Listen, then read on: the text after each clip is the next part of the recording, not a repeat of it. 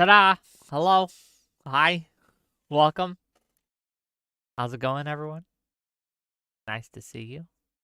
I'll let you guys kind of scoot on in. I didn't want to put you on my the starting soon screen so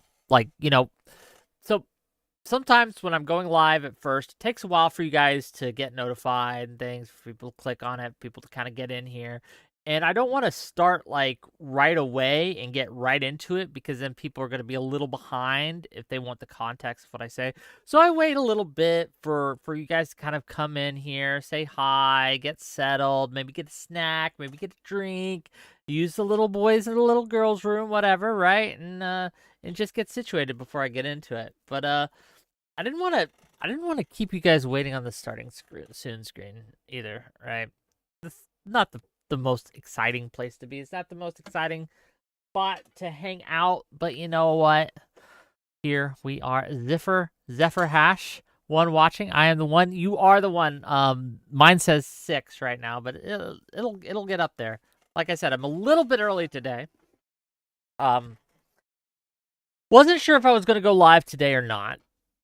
I watched some of the Hegseth hearing. I didn't see all of it, right? I saw a lot of clips and things like that. And I watched some of it live. I wanted to talk a little bit about some of the answers that were given, some of the back and forths. I want to give you guys 2 bad examples of questions and responses. One from the right, one from the left. One of my problems with these hearings is it becomes, instead of trying to get to the truth of the matter, we put on a performance in a lot of ways. And these politicians are incentivized to look for clippable moments, to get those gotchas, okay? So they go in with these hard-hitting, quote-unquote, questions, right? Or from the other end, they'll try to give Hegseth a chance to say something grandiose or awesome, and they'll ask weird questions. And there's really no other word for it than weird questions that don't really have to do with the matter at hand, in order to get these clips in and get these things in. So I want to go through one from the right and one from the left of examples of that, right? And why I think it's silly and it's a waste of everyone's fucking time. And then I want to give you a good example, because there were some good exchanges within the hearing that I think are worth highlighting and worth talking about. And that's what I want to do today, at least a little bit. It won't take all stream, right? We got a lot more to go over, but I want to talk about that. There's a couple other things I want to talk about today. No Cal Mike says, forcing me to the show today is a secondary section. That's not how it works. I'll explain that. We're going to talk about secondary sections as well. So Asmongold is in the news again, if you will, quote unquote, in the news. Not because of what he did, but because of this pirate software guy. Okay, I don't know much about the matter at hand. I know that there's some controversy over an MMO, Ashes of Creation. I'm not sure the details on that. But the angle I want to talk about is how this pirate software guy went on the show, Asmongold's show, to talk to him, because Asmongold is an MMO guy, okay? Gamer type dealio. People were very mad he even talked, this person even talked to Asmongold. Like, very mad. And we're going to go through that. And this is an example of a type of censorship. It's called secondary sanctions, and it is a common type of censorship. And I wanted to talk about it, why it's wrong, why I think it's harmful, and why we shouldn't do it. We're going to define what it is, what it looks like with the example here, and then we'll kind of delve into the nitty-gritty a little bit on that. And it should be a fun discussion. It's something that I feel like I need to talk about. Dirty Rodent, nice to see you. Is that the real Wick? The one, the only, okay? Coming to you live from my house. Gelatinous rube. I didn't get a harumph out of this guy. You want a harumph? Tash God a Fool says, I believe it's called political theater. Yeah. Nerdy wrote it. What if people are genuinely false? Well, what if? And that, thank you for bringing that up. That is something else I wanted to talk about today. It's one of my New Year's resolutions, if you will. So it's a little personal, but I think we need a little more personal, genuine realness in this space. And I'm going to talk about what that means, why I think that. So again, a lot to cover, a lot to discuss, a lot to go over. And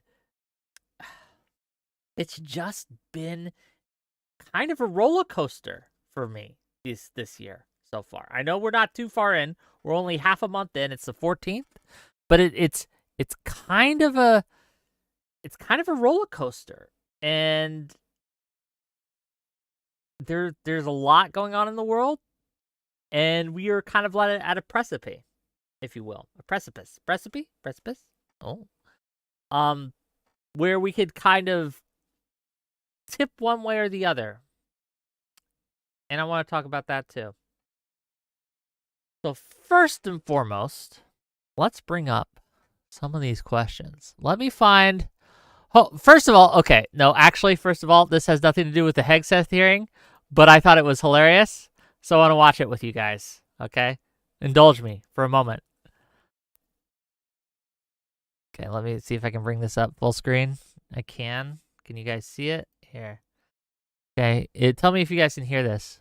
Somebody's campaign coffers really are struggling right now. So she gonna keep saying trans, so that people will feel threatened. And child, listen, I want y'all to tell me whether or Do not. not call me a child. I am no child. I want Don't to even find start. out I am a grown which woman. of those I am 47 years emails old. I have broken actually more have. glass ceilings than you Chairman, ever I will. am reclaiming my Let's go. time. You will not do that. The girlies are fighting. Reclaiming my time. If you want to take it, Have you guys ever Chairman, the committee is not Okay. in order. The committee is not in order. Have you guys ever watched these like back and forth, right? If you watch C-SPAN or anything, you'll see this all the time, okay? It's just, they just go at each other, and they try to be as hyperbolic as possible, so as insulting as possible. It's kind of crazy, honestly. It's in a way it is entertaining, right? And this is a form of like entertainment to a lot of people. I think it's bad, though. I think it's hurting us. Like, instead of having an actual conversation about the issue, they all wanted to grandstand. More and more, our politicians are becoming like our streamers, and that's a terrible thing. The politicians that we have we are electing to office are behaving more and more like Destiny versus Hassan, right? More and more that they're doing this. And I have some ideas why. I'm not entirely sure, but I think it's leading us down a very dark path. I don't want the world to look like the streaming world. The streaming world sucks, gang. Being a streamer sucks. It's hard to trust anyone. You don't really have any real friends in the space, hardly. There's maybe one or two you can trust, and even then, you're always waiting for the DMs to leak or something to drop, or them to make a clip out of context of you to try to backstab you or something. It sucks, and it's hard to even have collaborations or discussions, and it's hard. Streaming, it's very hard to be real. It's very... I can trust chat. Toby1 Kenobi, nice to see you, but no, I can't. This is the thing. It's hard to even talk about the struggles that one might face in the streaming world. Because when you do, it is weaponized against you, right? And I'm not suggesting that streaming is the hardest job in the world. No, it's not. It really isn't. There's a lot... I do this because I like it. I enjoy it. It's fun. But there are some unique struggles that streamers face that aren't in other jobs. And again, I would take these struggles over the struggles of working in a 9-to-5 in a job I hated every day of the week. But we have to acknowledge that they're there. And one of these struggles is It is a very lonely thing. You are surrounded by people who don't really see you as people. They see you as content. And you are incentivized to become content to attract the views. And also, when interacting with anyone in the space, you always know that there is a non-zero chance that they're just trying to trip you up, get you to say something, try to honeypot you, all these things in order to expose you, right? And in order to try to trip you up or get you. This has happened to me several times in my career, and I'm not a very big streamer, right? It's very hard to not have anyone you can even trust. And even talking about this risks someone in chat taking a clip of this and maybe taking a little out of context and framing it in a way such as that look at Wick whining. What a whiner. What a little bitch Wick is for complaining. Doesn't he know how easy he has it as a streamer? Blah, blah, blah, blah, blah. And trying to bring a lot of hate, right, your way. And God forbid you ever be genuine in public on stream, right? God forbid. God forbid you cry. When my dog died last year, right? Or earlier this... Yeah, no, it's last year. Yeah. When my dog died, Tinkerbell died last year, I didn't stream for a couple weeks because I knew if I did, and if I talked about it, I would cry. Because I loved my dog. I loved her. She was my little buddy, okay? And it hurt. It really hurt. But I knew if there was one instance of me being genuine like that on stream and me crying, it would be posted as a reply to every single post I ever made. You can't express emotions here. Not that kind of emotion. Especially not as a man. Women, you can get away with it. Okay? Ladies, this is one advantage you have. You can get away with it. Men cannot. And it's a problem. And it's hard. And it's difficult. $5 from Zephyr Hash. I shall be leaking Wick DMs in the Discord at 9 p.m. PST on the 32nd of January, 2025. There are nudes in there, and if Wick protests, you know it's true. Thank you for the $5. I appreciate you. Oy vey, right? But I see this begin to, and the reason I'm bringing this up, right? There's a couple reasons I'm bringing this up. But one of those is that I'm looking at the Hegseth hearing, and I'm maybe realizing that politicians live in a very similar way, and it's very hard. One of the reasons politicians are less genuine nowadays is because being genuine as a politician, it's a risk. There are instances where it helps, and I'm not going to lie. There are instances where just being real is what people want. It will get you far. But there's so much risk to it. So much risk to it. And a lot of politicians have been burned in a moment of just candor that they just don't do it anymore. We are training, as a public, we are training our politicians to behave in the way that they're behaving. And when people say, well, why are politicians such slimy little fucks? One of those reasons is because of you and me. It's because we train them to be that way. It's true. We train them to be that way. And then we act shocked and saddened and mad when they behave exactly like how we've trained them to behave. What can you do? So keep that in mind as we watch some of these clips here. Keep that in mind as anytime you're watching a politician in a hearing or any kind of public format, just keep that in mind, right? That they are behaving in the way that they are trained to behave in. If you want someone to be real with you, don't punish them when they're real with you.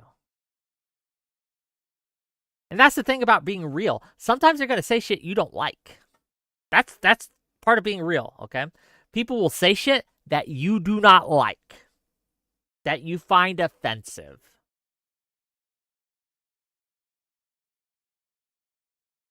When keeping it real goes wrong, from NoCal Mike. Yes, sir. Yes, sir. Yes, sir. Yes, sir. But let's go through this. Let's see. There's a couple I wanted to talk about. No, not that. Not yet. Oh, let's start with a little humor. We already started with some humor, but here's a little more humor for you boys and girls. Oh, let me get there. So I saw this and I laughed, okay? Because it's funny. And if you can't laugh at these things, I don't know what you're doing here. So let's, well, I'll let you listen in, okay? Pete, I'm actually going to ask you questions because I want to hear your answer. How many genders are there? Tough one. Senator, there are 2 genders. I know that well. I'm a she/he, so I'm on board.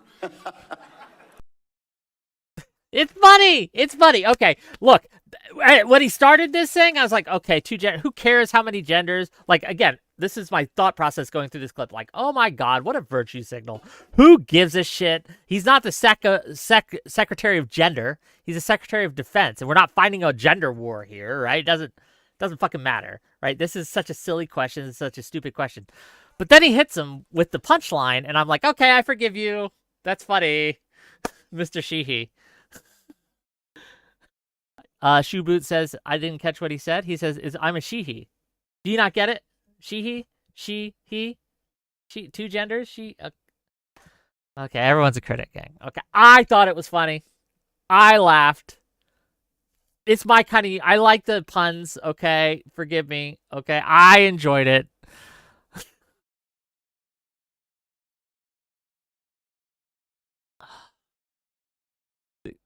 Look, you gotta be a little, look, you can't be mad at it.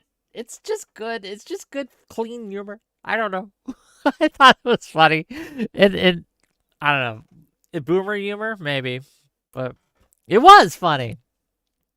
Let me see what else I got for you guys. Hold on. There's that one. You know, I need to organize these tabs better. Oh, here, okay, so I told you guys I wanted to give you 2 examples, one from the right, one from the left, of what I consider to be stupid questions or bad questions or bad pushes. Not because necessarily it's a question that shouldn't be asked, but the style of how they ask it, the style of how they go about it is more theatrical than informative, if that makes sense. And here's one from the right. We'll start with the right, and I found this to be almost nonsensical. And let's take a listen. Let's take a look. Let's see what he has to say. I've made mistakes. I've made mistakes. And Jennifer, thank you for loving him through that mistake. Because the only reason why I'm here and not in prison is because my wife loved me too. I have changed, but I'm not perfect. But I found somebody that thought I was perfect. And for whatever reason, you love Pete, and I don't know why. But just like our Lord and Savior forgave me, my wife's had to forgive me more than once too, and I'm sure you've had to forgive him too. And so thank you. So before I go down this rabbit hole again, tell me something about your wife that you love. She's the smartest, most capable, loving, humble, honest person I've ever met. In addition to being incredibly beautiful. Don't forget about your kids. I'm supposed to talk about my kids? No, well, she's also the mother. Oh, an amazing mother. Yes. Of our blended family of 7 Brother, kids. I'm pulling you which along. love her. I'm trying to help you here. He's pulling them all right. It's jerking them off right there, live in the Senate committee room. What the hell is this? What the hell is this kind of question? What the hell is this kind of, like, line of... Look, I get it.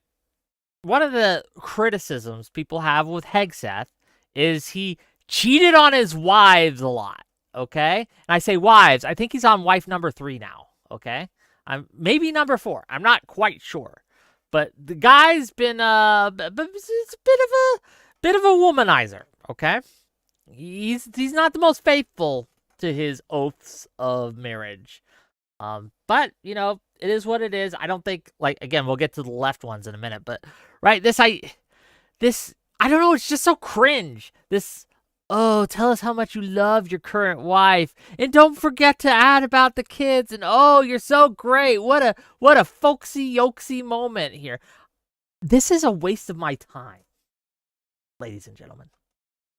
Dear Wick viewers, this question is a waste of my time. It's a waste of your time. I don't know. He could have 20 different ex-wives. The only thing I care about is, can he fulfill his duty as a Secretary of Defense? That's the only, like, it's just so frustrating to me, right? So frustrating to me how we try to go down these rabbit holes, and the left brings it up too, right? And we'll get to that question in a second, right? It's a personal pet peeve, perhaps. Like, look, I get it. A man's character matters. It does. Always looking at self, as if he was a Democrat, you would think it was fine. What do you mean? I just got done saying I don't care if he has 20 ex-wives, if he can do the job. So what do you mean?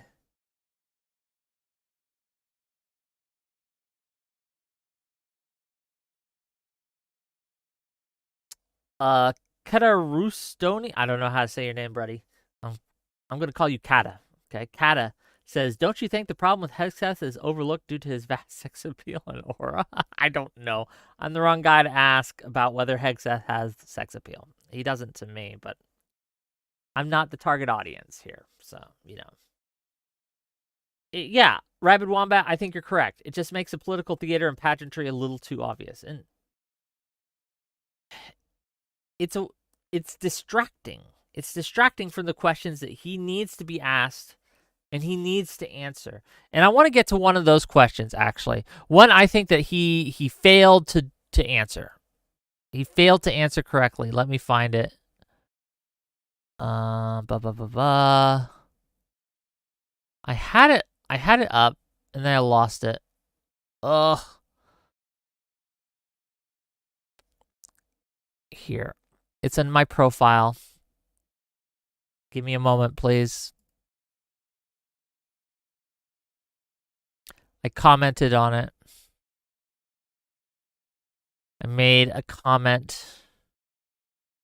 That's how I find it when I miss things, okay.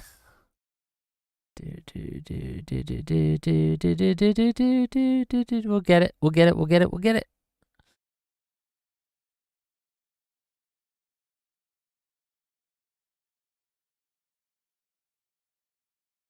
Here it is. Okay, thank you to me. Some orders. Okay, so he was asked this question, and I want to show you the back and forth here, okay?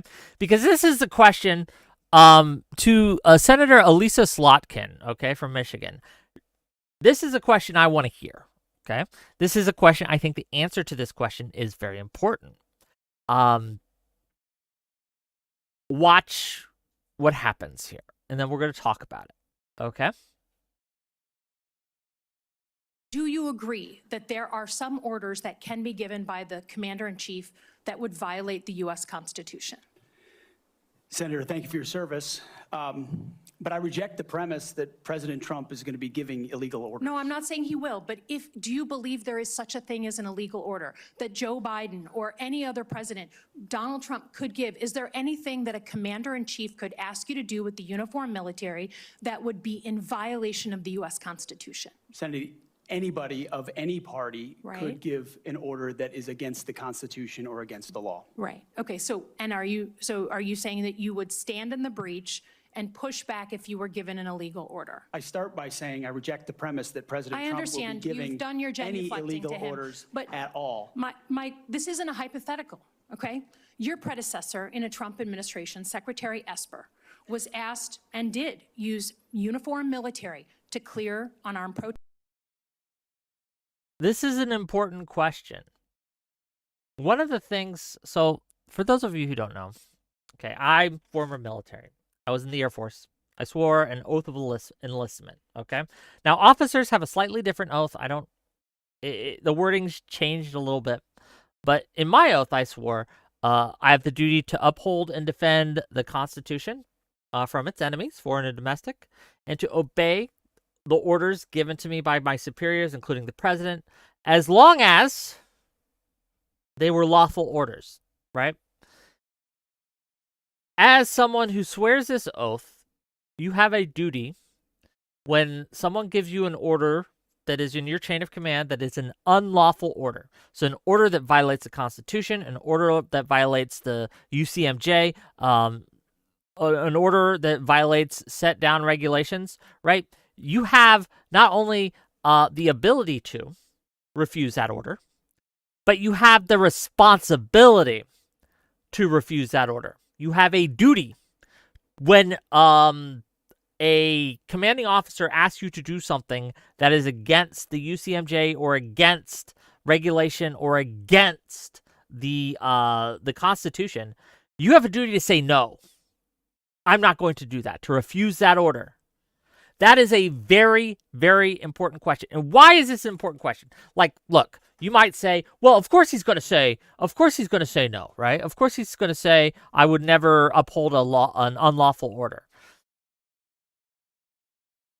The reason why this question is important to ask is because we are in a state of tension right now.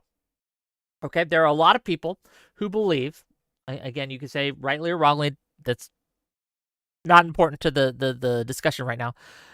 They believe that President Trump is going to abuse his power, okay?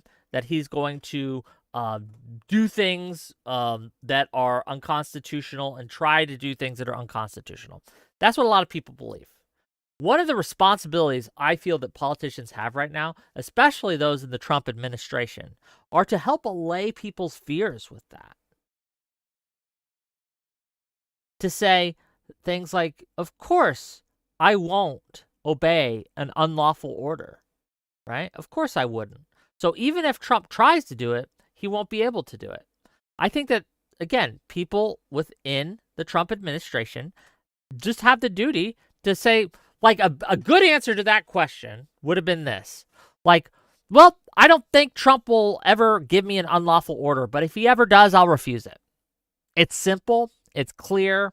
It's again, helps allay fears. Say, and you can, again, you don't have to throw Trump under the bus for this. You can say, no, I don't think he's going to do that, but if he did, I'll refuse it. That's not what Hegseth did. Hegseth went through this mealy-mouthed, like, non-answer of, well, I just don't think he'll ever do it. He'll never do it. He'll never do it. I can't even comprehend the fact that he would do it. And that's concerning. If you are someone who cannot even fathom that someone would give you an unlawful order, you are less likely to question that order, you're less likely to examine that order, you're less likely to even think about it, and you want your officers to think about it, right? You want the Secretary of Defense to think about it, right? When something seems fishy and off. And if you are a kind of person who can't even acknowledge that might happen, it's concerning. And it does nothing to ease tensions. I think that he's failed at his responsibility as someone who wants to be part of the Trump administration that he has to the American people right now. And I think he failed to answer that very basic, very easy question. It should have been a no-brainer. It should have been a no-brainer.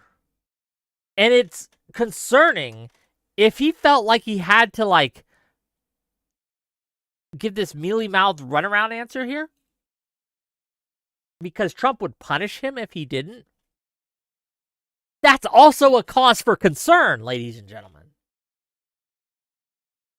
So again, less questions about, tell me your wife's best quality, and more questions like that. More questions like that. Here's another good exchange that I want to go through with you. And this is from Senator Blumenthal. And it's a little bit of a longer exchange, so bear with me, but I think it's useful, if you will.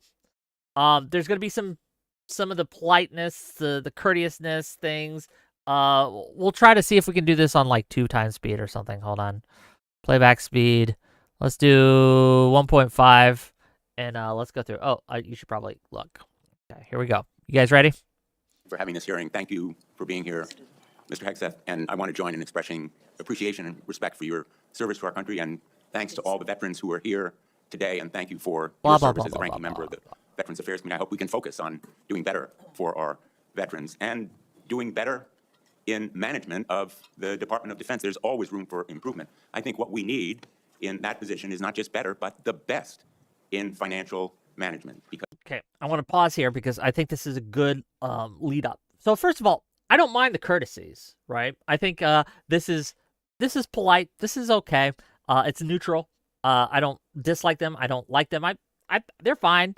I think he frames the question well and frames why he's asking it well. He says that we want a manager in this position that is going to be the best, who's going to manage our defense very well. And that's what the Secretary of Defense is in a lot of ways. It's an administrative position in a lot of ways. It deals with a lot of those high-level decisions and things like that. So I think this is a very good framing of the question, right? He's setting it up. This is why he's going to ask what he does. And I think that's useful and important. I think it's very well done. Let's keep going. Because those decisions are life and death decisions affecting the 3.4 million Americans who serve our national security and our national defense and put their lives on the line. I want to talk about financial mismanagement at the 2 organizations that you headed, which are the only test of your financial management that we have before this committee, the Veterans for Freedom and Concerned Veterans for America. You took over the Veterans for Freedom in 2007. In 2008, you raised $8.7 million, but spent more than $9 million, creating a deficit. By January 2009, you told donors that the organization had less than $1,000 in the bank and debts of $434,000. By 2010, revenue at the Veterans for Freedom had dropped to about $265,000. In the next year, it had dropped further to $22,000. You don't dispute these numbers, do you? Senator, Before he answers, before we get there, again, this is relevant to the position at hand. Hold on, give me a second.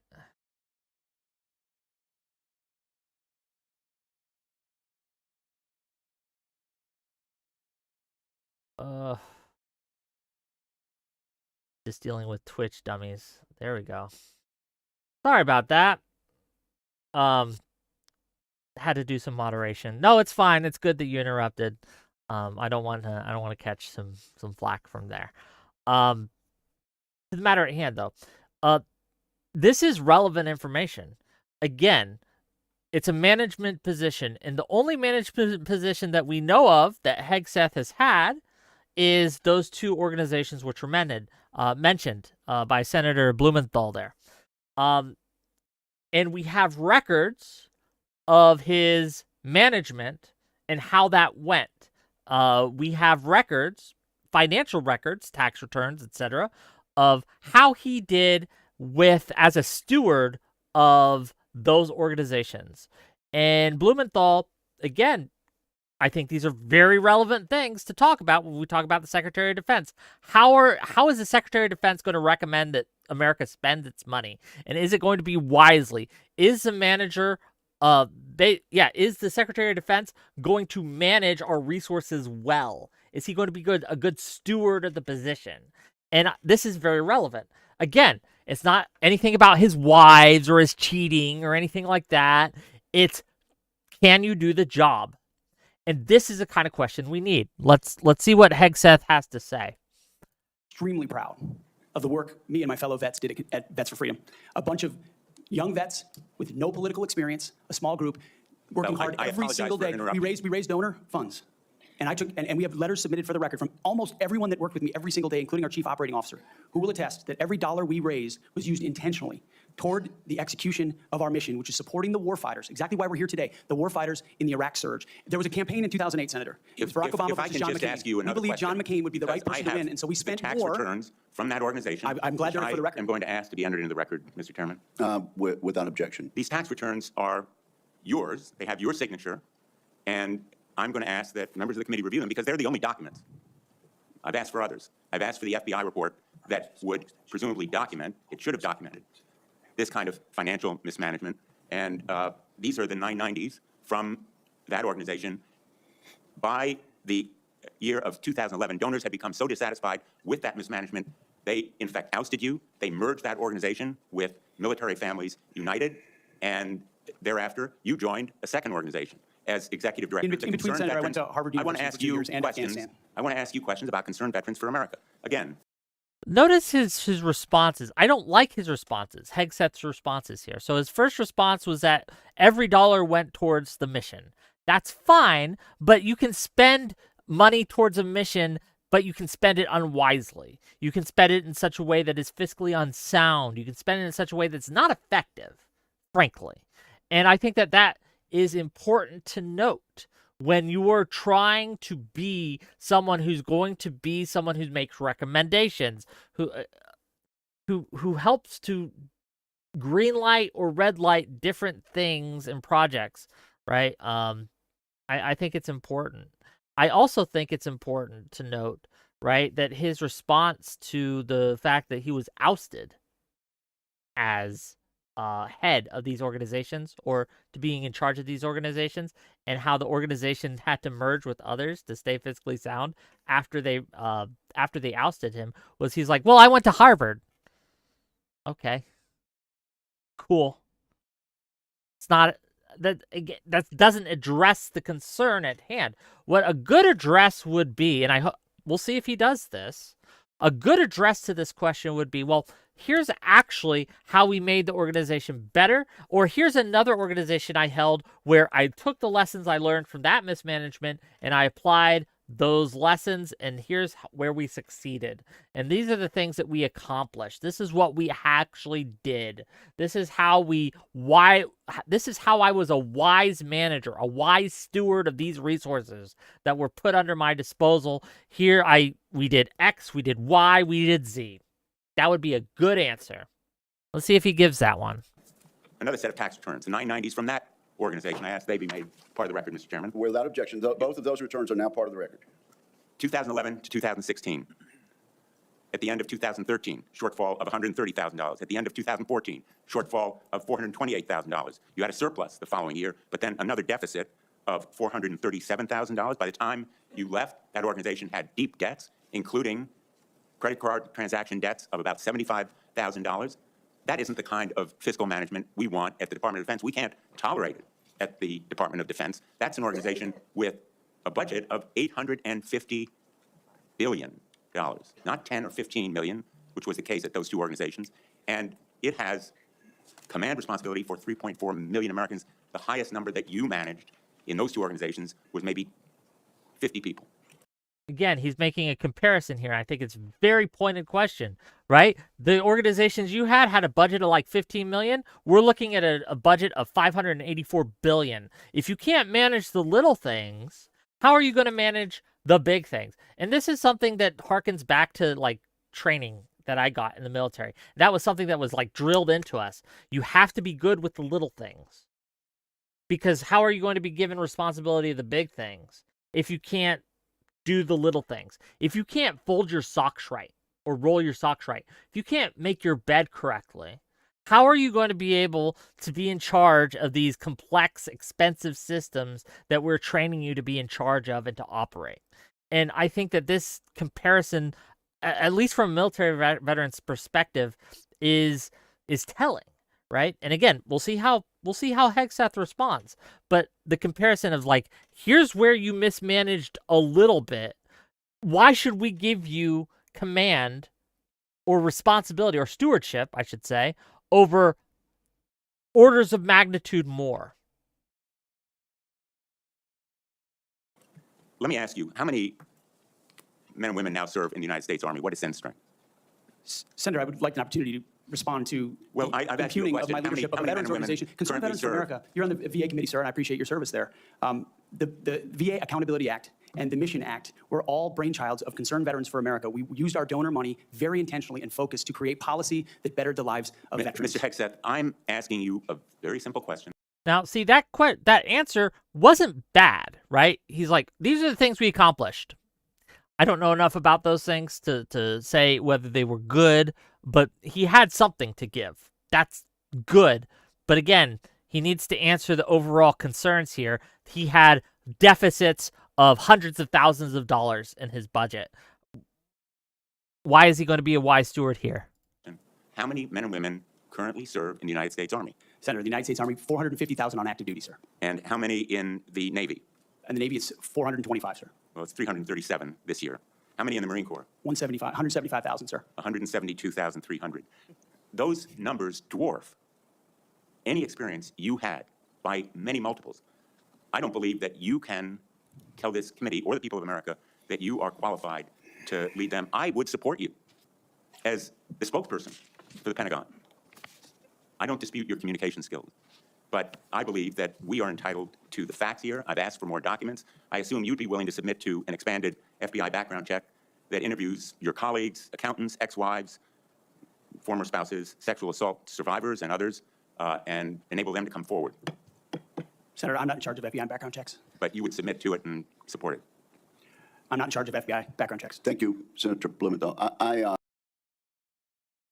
That's not a good answer at the end there. Would you be willing to go through a background check? Now, to being clear, I went through a background check as part of my clearance, right? A lot of military people do. They go through a background check. I don't know if the FBI held it or some other organization, but there's a background check. And you go and you answer a bunch of questions. People come in and interview. They interview your relations. You give them people to start with, and they go and they'll look for more. And they just, check on you. Make sure you're not a Chinese spy or something like that. If he's not willing to submit to something like that thousands of military personnel are willing to submit to, why should we trust him to be in charge here? Why should we trust him to be in charge and again, manage this organization? Look, again, I think Blumenthal hit it out of the park here with these questions. Blumenthal said something like, hey, your communication skills are great. If you were the spokesperson, great, fine. You could do that job. But here are the facts that we have. Here are the figures that we have at hand. Here is the evidence we have, and the evidence suggests you were a poor steward of the resources that you were in charge of. When you were heading these organizations performed poorly. What do you have to say to that? Why should we give you more when you couldn't handle less? By far, some of the best exchanges here were those two questions. The one about whether or not he would obey an unlawful order, and the pressing of him when it comes to his alleged financial mismanagement. Nader Hunter, 21. I retired as an 05 and flew the AV-8B Harrier. I am also a Republican, but this guy feels unqualified for this position.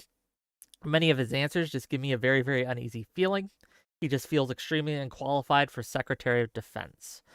I echo that sentiment. Even though I worked for a living, I wasn't an officer. I was a Air Force guy, right? I didn't fly nothing. I was enlisted. But yeah, it's not something that I would be comfortable with supporting him in his position. Because again, we don't want someone that's all right. We want the best qualified person we could possibly get. And I understand that there might be more than one option in that category of best, right? It is more kind of like these ones, you could make a good argument, would do a very, very good job as stewards and secretaries of the defense of the nation, right? Being in charge of our armed personnel, our budgets, greenlighting projects, etc. Again, Hegseth doesn't come off like that guy. This is a loyalty pick, gang. It just is.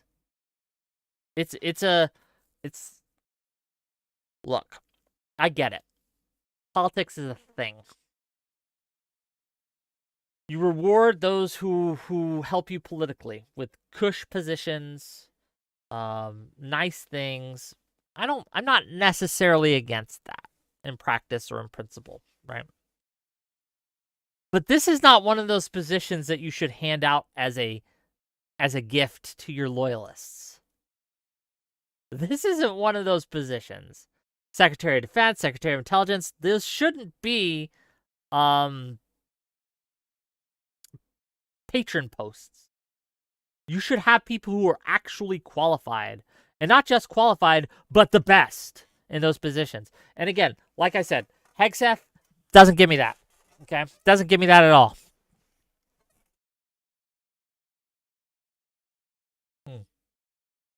There's a lot more, right? There's a lot of grandstanding in the hearing. Look, if you want to watch the whole hearing, you may. I don't recommend it. It's painful. It's painful to watch him go back and forth on culture war bullshit. And push him on all sorts of just things that I don't think matter for the job. Okay, or try to relitigate stuff that. Yeah, I don't know. It's theater.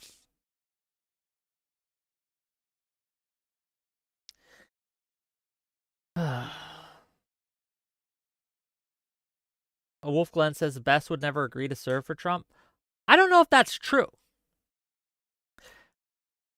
If I was one of the best, and I'm not, to be clear, I'm not trying to say I am. If I was immensely qualified for a position in the government, right? If I was just a god tier administrator, a god tier secretary, a god tier numbers guy, spokesperson, whatever, and I was asked by my country to serve in a position under someone who I did not support and did not like, and in fact thought was bad, like Trump, I still think I would feel a duty and obligation to fill that post because I want my country to succeed. And if I thought I was the best person to do that, I would fill that position even under someone like Trump. I think that that's the patriotic stance to take. If you feel like you can best serve if you were the best qualified to serve the country, then accept it, even if it's from someone you don't like. And this is part of the problem we're having in America, though, is people will be like, well, I don't like that guy, so I'm not going to work with him. And it's to the detriment of the country in a lot of ways. $5 from Zephyr Hash to say, Hegseth will protect our government by removing all DEI hires. This country won't be able to survive the attack of the rainbow lesbians. Enemy within. Well, thank you for the $5.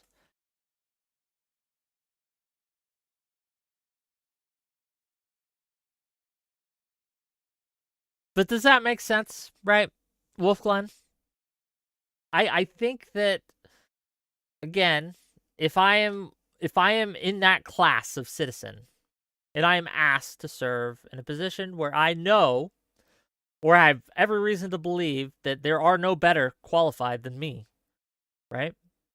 Or I'm the only one that's going to actually be able to get things done here, then yes, I serve, even if it's under someone I don't like. Is that not? I don't know. That just seems like the obvious answer to me. But maybe there's something that I'm missing here. Maybe there's something I'm not considering. Maybe there's something that I'm not really wrestling with or dealing with.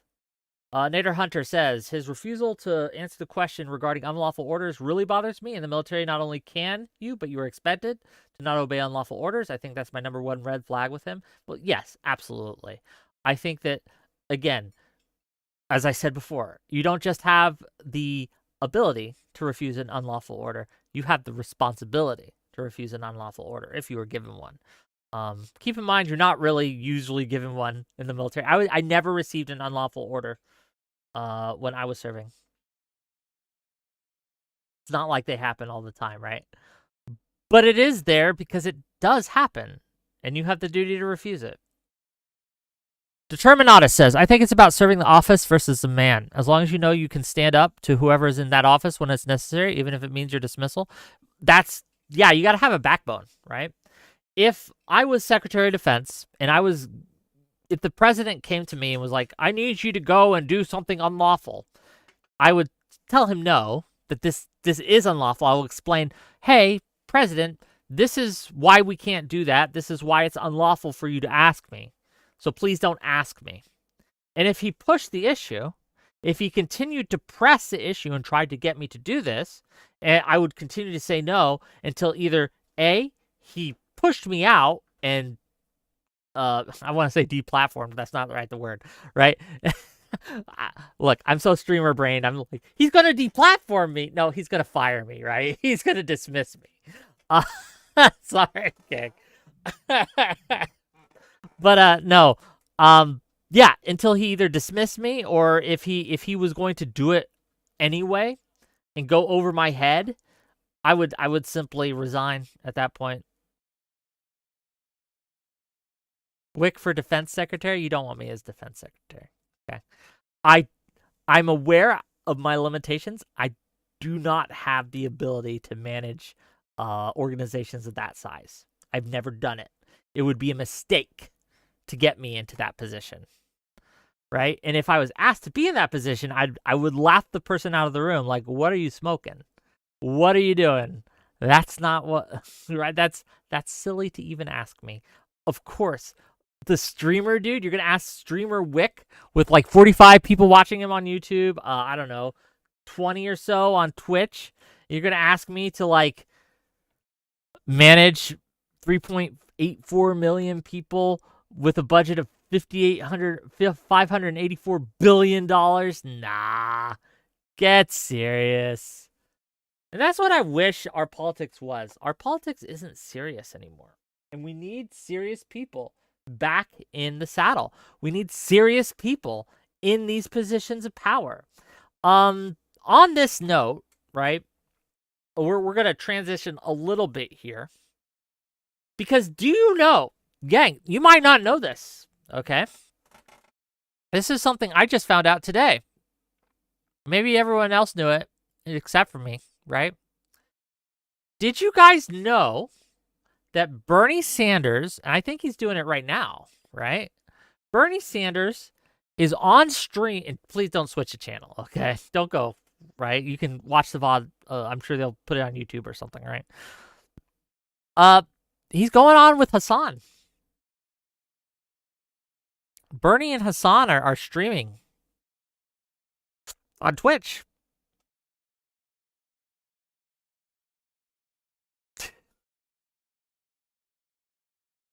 This is actually good, though. Honestly. Like, a lot of people are saying, well, this is bad. He shouldn't do this. This is bad. No, this is good. I'm going to explain to you why. I want our politicians to do more outreach like this. Republicans, Democrats, Independents. I want them to go on more people's shows, right? I want them to sit down and be more accessible to the people. One of a politician's jobs is to listen to their constituents and to do outreach for their for what they want done, right? And I think that Bernie going on Hassan's show is fine. It's good, actually. Again, I don't like Hassan. You guys know this. I think he's a little bit of a anti-Semitic dweeb, okay? Just a smidge, okay? But good on Bernie for going on his show, okay? I'd like Bernie to go on other people's shows, perhaps mine. He won't, right? But I'd love to have him. I would sit down with any politician, even ones I don't like, right? Because I think it's useful to ask direct questions to these people and try to get direct answers. Because there are things that are going on in this country that deserve to be addressed and deserve to be talked about. And unfortunately, because of how gatekeeping works and the political theater of it all, you rarely get that in the halls of Congress. But I think that politicians should make themselves more available to the people that they claim to represent. And like it or not, Bernie is kind of a sock dem guy, right? Socialist. Does he still call himself a socialist? I'm not sure, honestly. I don't want to put false information out there. But no, I think it's good that he goes on Hassan's. I don't have to like Hassan to think that's good. X says you could get Bernie Wick if you cleaned up your coon cave once in a while. My room's pretty clean, okay? It's not spick and span, but it's pretty clean. Look, if Bernie wanted to come, I would rent out an office for the day, and I would get it set up. If someone that high profile wanted to meet in person, okay, I would make it happen. I might even wear a tie, you know? Get all fancy. AOC streams sometimes. Naberwick. Again, any of these people want to come on my show, they're more than welcome. You guys want to hear a funny story? Okay. I actually almost got a politician once. An actual, I think someone who was running for office. I think it was re-election in North Carolina, maybe North Dakota. This was a while ago. It was over a year ago.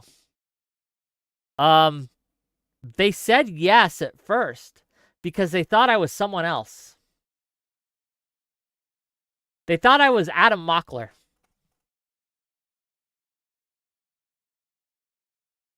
And so they said yes. And they kept calling me Adam. I'm like, my name's not Adam. I'm Wick. Like, okay, Adam. No, I'm Wick. And eventually they just stopped responding because I think they, wait a minute, he's Wick? And then they looked at my channel and then they were like, nah, fuck him. I don't know if that's what happened, but I suspect that's what happened. I don't even look like Adam Mockler. Look, I like Adam Mockler. Adam Mockler's been on my show. He's a good guy. But he's a much bigger streamer, right? He's got a much bigger platform. He's more of a, and I say this endearingly, he's more of a democratic warrior than I am, right? He's much more of a partisan. And again, I say that endearingly than I am. But yeah, I'm not Adam Mockler. Admiral Gibbs says, we almost had a Texas House of Representatives member. If you remember, then he got voted out by the entire Texas House. Only time in history to happen. They heard you was going on your show, Gibbs. Okay. Dwight Baldwin says, Wick, you still avoiding the LA fires? Do you want to talk about the LA fires? What do you want to talk about precisely? I'm not avoiding it. It's just there was a fire. It's being handled. It's being like it's a current thing. It's a weird thing to talk about when it's actually happening. And in some cases that's fine to do and good to do, but like while people's houses are burning down, I don't know if we want to scold them too much. It just doesn't seem like the right time. Right? Oh, yeah, maybe you should have put more water in your hydrants. Look, at your whole house is burning and you've lost everything and your pets are dead. Maybe give them a minute, okay? They're paying a price for it.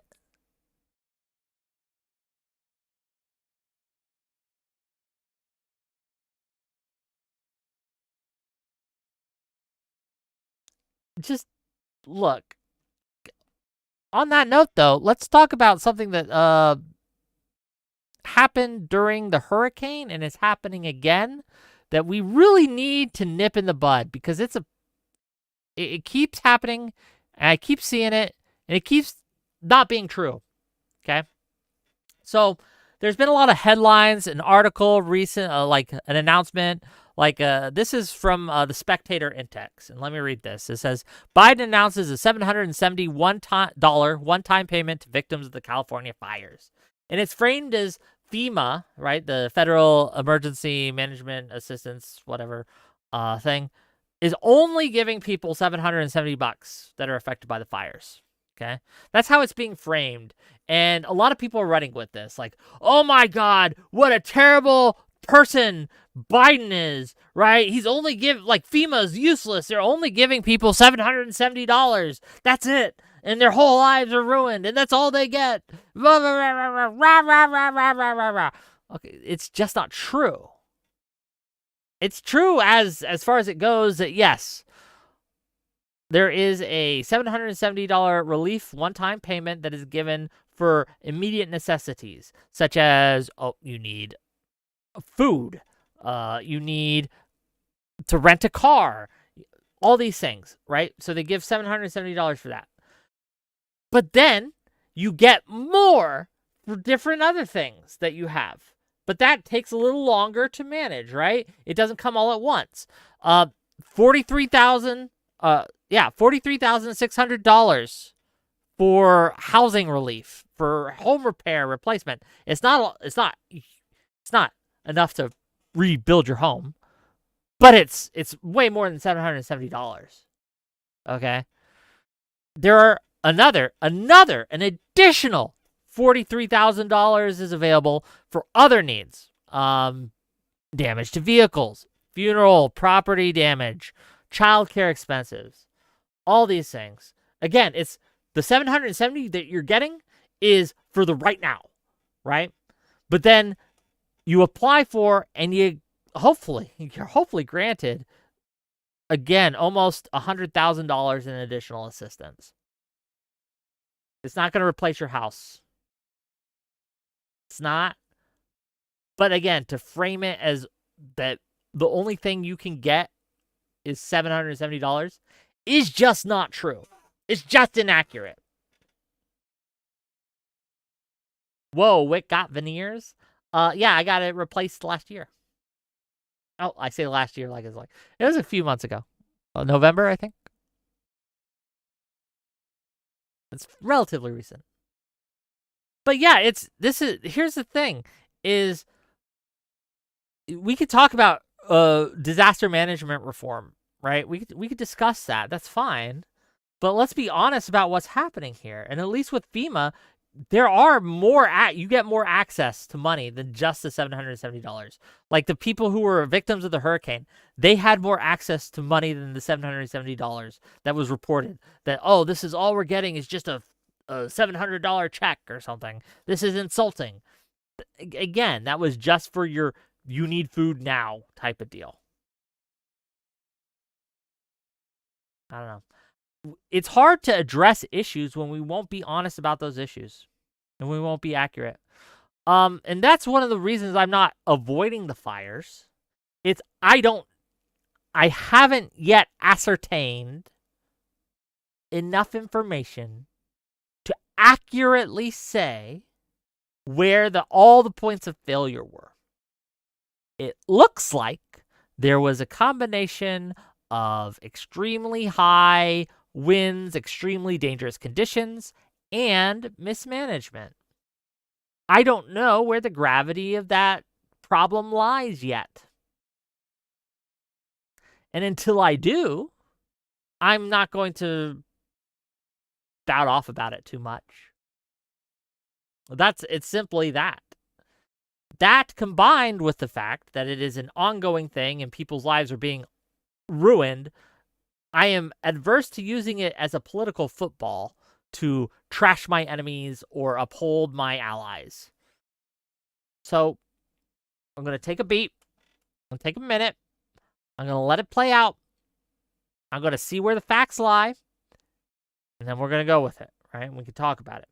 I can talk to you with total clarity about the grossness of some of the responses here. Did you guys see Code Pink saying, do you know who's responsible for the fires? Gaza genocide. They are trying to connect the fires to the Gaza genocide. It's insane. Not everything in the world is about the Jews. Stop it, right? Or the Palestinians for that matter. Stop it. Not everything in the world, and there's other people's oh, wouldn't it be nice if we had the money that we sent to Ukraine back to help the people who lost their homes? Again, we're not sending money to the Ukrainians. We're sending artillery shells. We're sending munitions. These are different buckets. $5 from Zephyr Hash. The reason FEMA isn't stealing any homes in Palisade is because they're all burned down. Oprah and Dwayne Johnson will swoop in any minute, though. That's another conspiracy theory I heard, that Newsom and the Democrats wanted these fires because then they could buy up the property at a steal, right? And get all that prime LA property really cheap so that they can build whatever.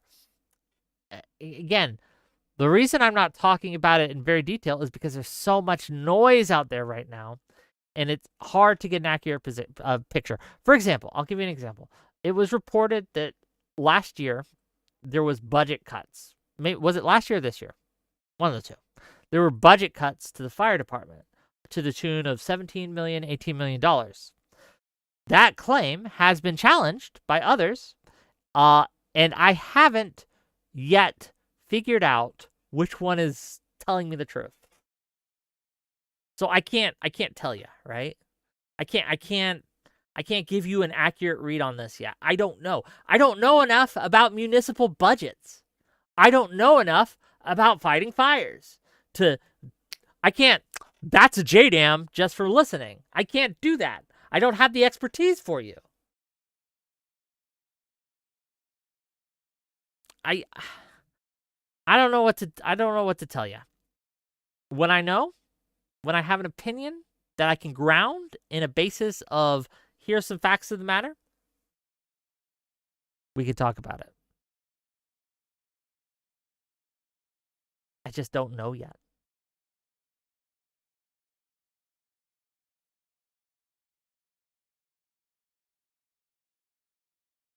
No Cal Mike says, today, too much noise out there yesterday. We need to get rid of restrictions on social media because of free speech. Yes, both of these things are true. There's a lot of noise out there. But you know what? Some of that noise, within that noise is truth. Once we find the signal. By putting restrictions on social media, you get rid of the signal, or you risk getting rid of the signal. So it's all noise and no truth. This is my problem with things like banning TikTok, right? It feeds into these narratives. Audacity says, I just know that Pisco is wrong. Look, I don't know. Again, I don't know. I don't know enough about I don't know enough about municipal budgets to give it give an honest read on this. I just don't. I'm sorry. I'm not a municipal budgets guy. I just don't know. I don't know who's telling me the truth. Can't stop the signal now. Fair enough. Speaking of the TikTok ban, though, you guys want to see something silly? I want to see something silly. Let's watch this meme. It's not a meme. It was a TikTok. We had a great... I thought it was a decent discussion on the TikTok ban on Friday. There are arguments, reasonable arguments people can make for the ban. There are very reasonable arguments you can make against the ban. Like, again, this is a tough thing. This isn't something you can just... This isn't a simple black and white, good versus evil thing. There are legitimate concerns of security, and there are legitimate concerns around free speech and corporation rights and things like that. These things are in tension here, and we need to figure out a way to address the tension. You can have wonderful, interesting discussions. You can have informed opinions. And then you can have whatever the fuck this is. Fascist countries ban apps. Fascist countries ban websites.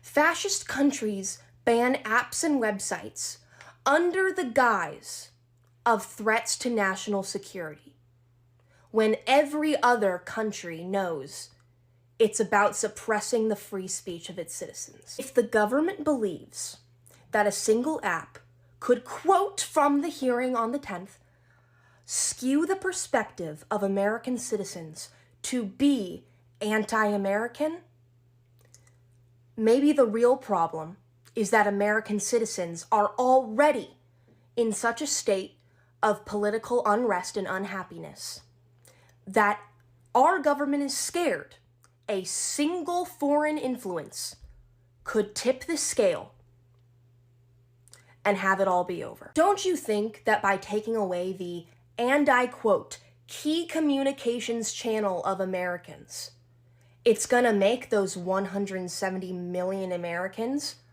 a little more anti-American? Maybe Congress knows and understands that. Maybe the government knows that the backlash it will receive from banning TikTok does not outweigh the threats that come with its existence. Not in a matter of national security, but in a matter of being the most popular news and media outlet that the government cannot control, like American-owned broadcasting networks and publications. Maybe, if this was actually a national security concern, the government would be banning all Chinese-developed apps, like Shein and Temu, that collect the exact same amount of data as TikTok. Because maybe it knows TikTok is something special. You can't politically organize on Temu. If TikTok goes dark, the government deliberately and knowingly took away your free speech. Do not accept national security for an answer, ever. You can have cogent arguments, or you could call it fascism. It's fascism, gang. Fascism, fascism, fascism.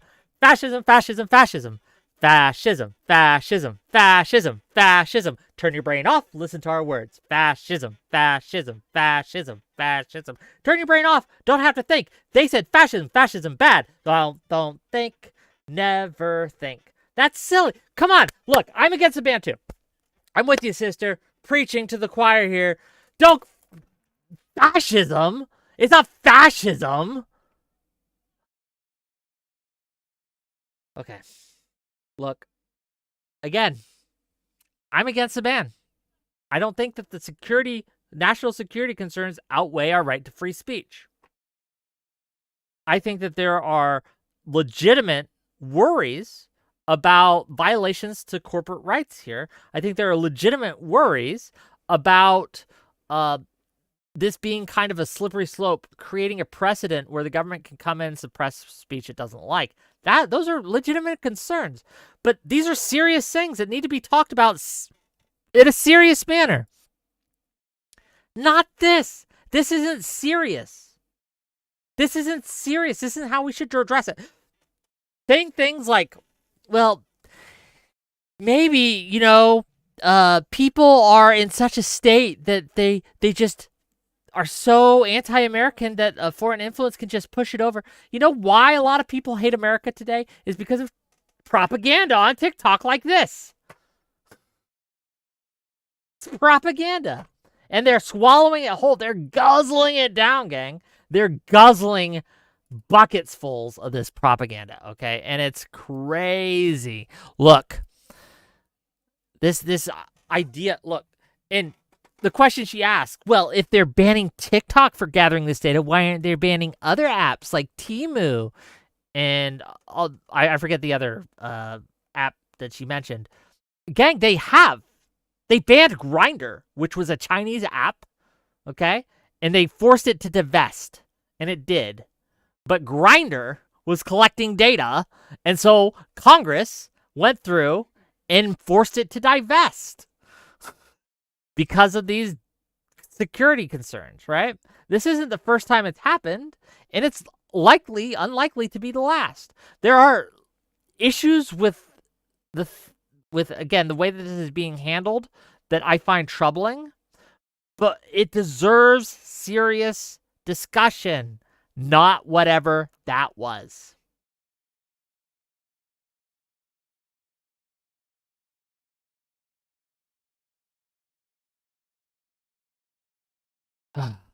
Man, I'm just tired of bad arguments, okay? Bad arguments from people who purport to be on my side. I don't want them. I don't want them. Like, here's a list of other apps, right, that they go through, like the Chinese equivalent. And there are people saying, for American TikTok refugees, here's a list of Chinese social media substitution apps. This is just going to be more propaganda for you, gang. Like, look, I'm not on TikTok. I don't stream on TikTok. I don't use TikTok. I don't like TikTok. I feel it's brain rot. Okay, this short form content is killing our attention spans. It's brain rot. But I don't think we should ban it. I think people who want that brain rot should be able to ingest that brain rot. Just like this is bad for me, gang. Soda, bad for me. I shouldn't drink it. But I like it. So don't ban it, okay? It's yummy. It's delicious. I will drink it and continue to drink it. I know it's bad for me. I'm okay with you like putting a warning label or something on it. That's fine. That's cool. But I drink it, and I want it to be my choice.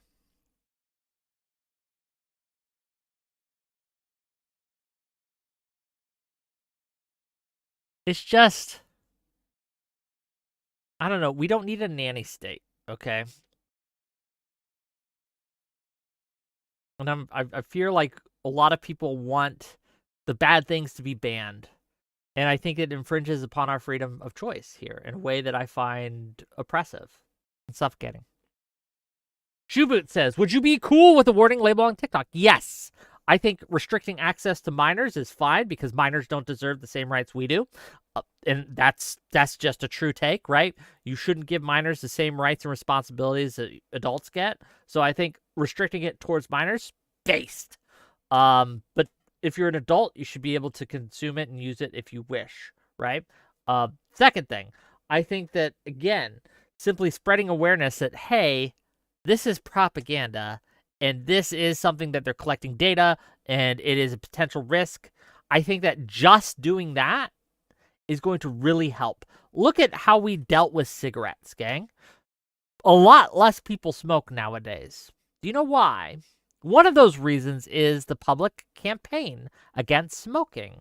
There are other reasons. There are other things we could talk about, right? But that was a major factor in this, is that we raised awareness, we had a public media campaign, and now we have less cigarette smoking than other people do. Or than other generations, I should say.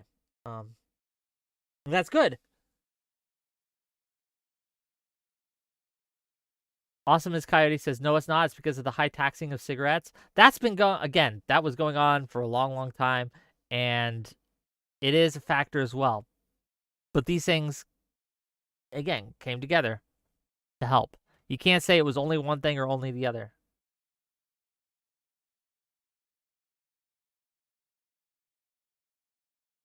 Shubut says, you're ignoring arguably the most important thing. People could sue tobacco companies. Social media is immune.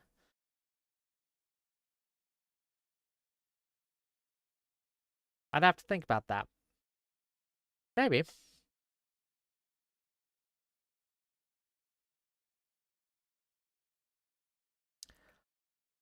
I'll think about that. Maybe. You may have a point. But again, banning it isn't going to work. Because you know what's going on now? A lot of creators are moving to other Chinese apps. I just listed a bunch of them, right?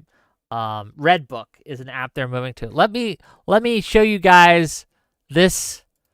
I hesitate to call him gentleman, but it's worth watching and worth watching his reaction here. Excuse the language. Let's listen to this wonderful fellow. I just downloaded Red Note, and all I can say is that Instagram is gonna go out real sad. And watch this. 漂亮女孩在哪里? These niggas are light years ahead of us. First thing I see on this fucking app is Luigi content and fine shit throwing fits, bro. I saw a fucking post that said, black people are greater than, and it was just a fucking collage of dark-skinned, beautiful people. Mark Zuckerberg was scared of me giving up my data. Bitch, I'm about to give that shit straight to Xi Jinping in a red fucking envelope, nigga. 我讨厌美国. The niggas who get it, get it. And the best part is, I don't even gotta introduce these niggas to communism. The app is literally fucking Instagram, Tumblr, and TikTok all fucking squeezed into one, bro. All I'm gonna say to y'all, though, is come with some fucking respect, because I don't give a fuck if they're speaking Mandarin. Mandarin is the most spoken language in the fucking world. I'm gonna need y'all to lock in. But yeah, y'all can find me there. The at is the same. It's just Draft Dodger with a 0. The profile pic is the same. I already put up my first post, and niggas in China is liking it. Yeah, they're gonna be sick of me. Long live China, nigga. Long live Xi Jinping, nigga. Big up to Mao Zedong, nigga. Yeah. This is laughable, but this is what'll happen. They'll just move to these other programs, these other sources of propaganda, these other places, right? the ban isn't going to work in a real way. It's just not. And yeah, he is a moron. It's hard to take, but that's the problem, right? They're all morons. They're all, and look, I'm happy that China has them. I would send them to China if I could. Okay, they can deal with them. But it's just, it's not. It's, if you want to reinforce the narrative that America is bad, that's how you do it. Is you, again, engage in this kind of censorious behavior. Wait till they find out what China censors, though, right? Like, wait till they find out what all these other countries they're simping for censor. But they'll have to learn the hard way, I think. They will.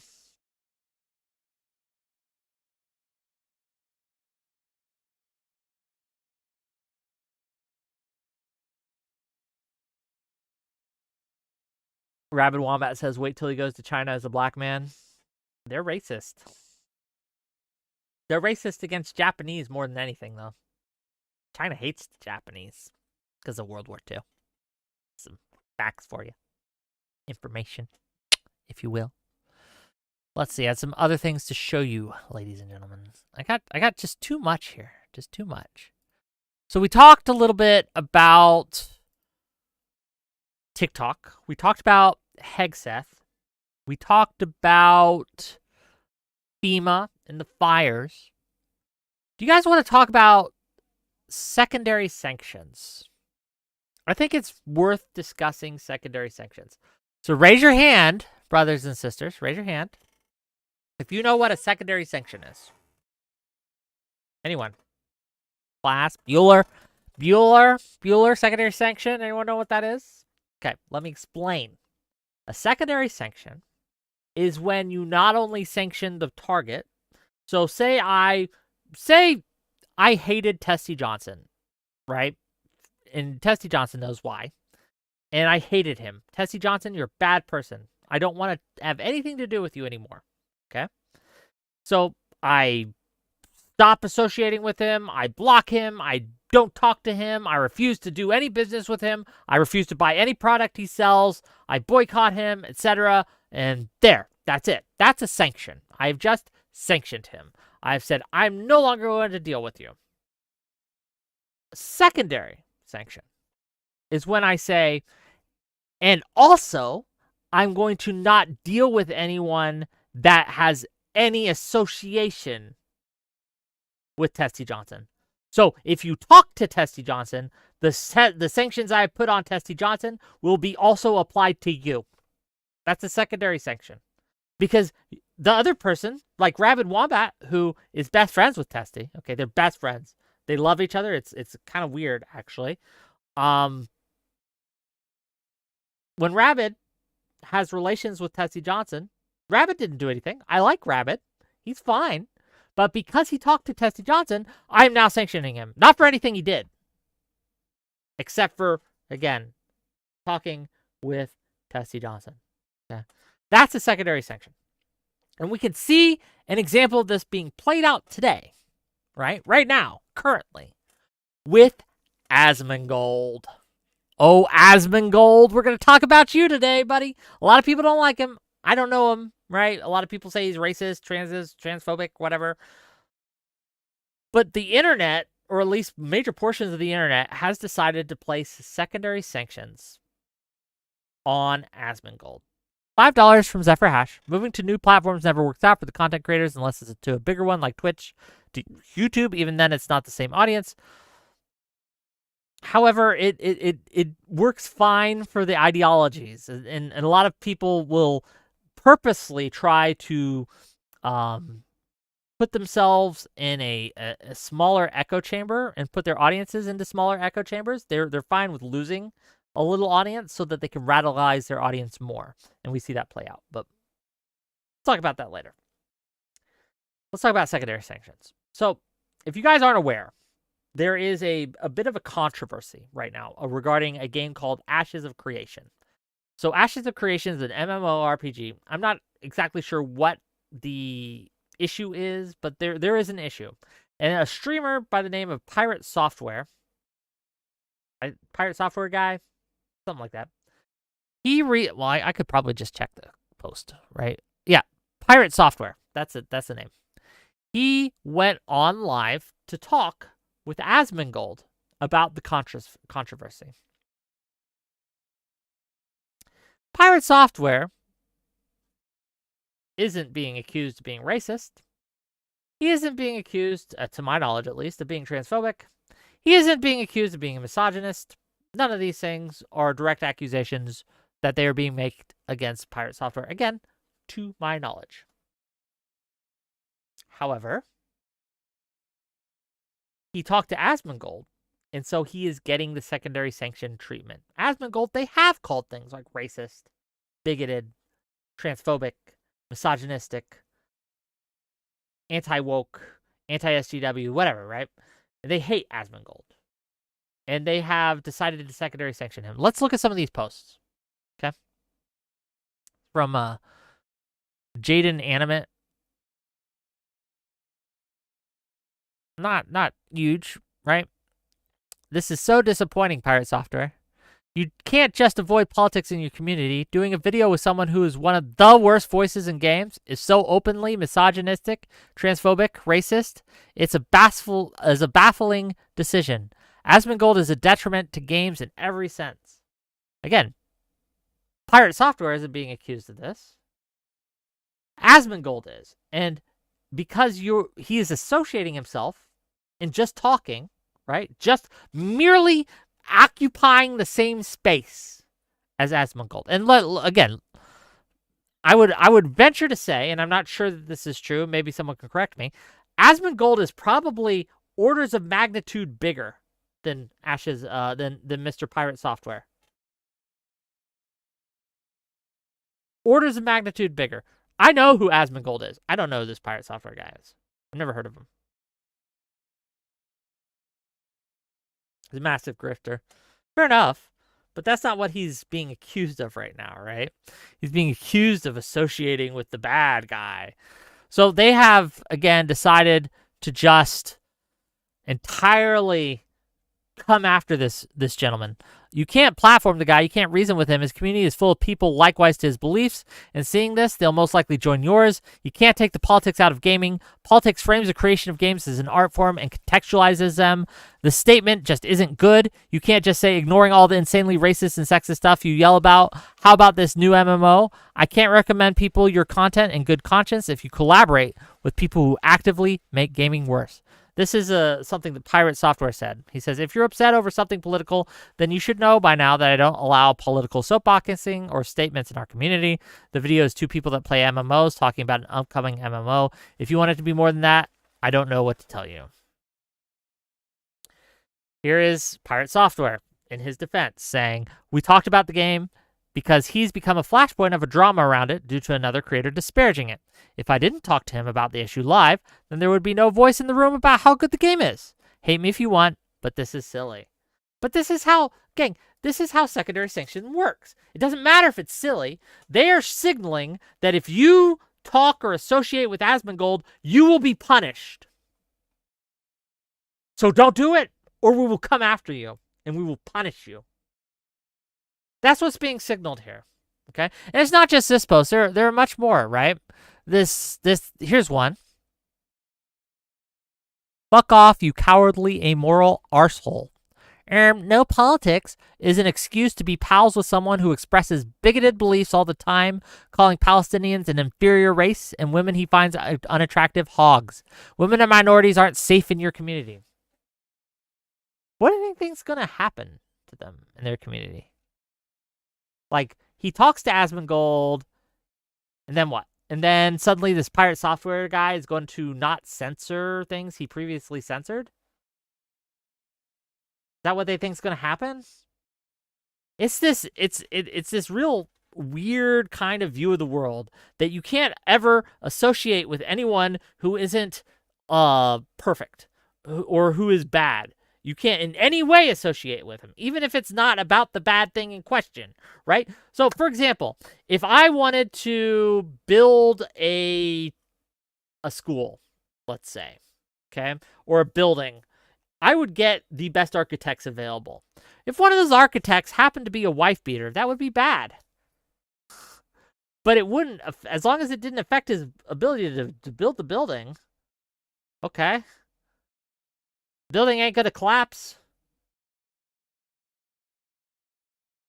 Are you brain dead? How is that brain dead?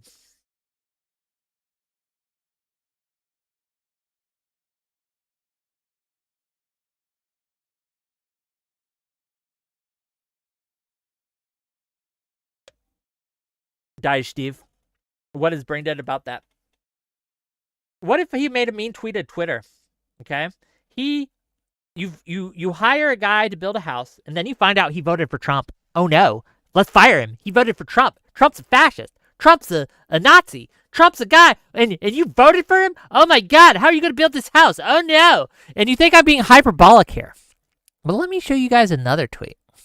Okay. This is another little treat for you all, right? To kind of look at and kind of look into.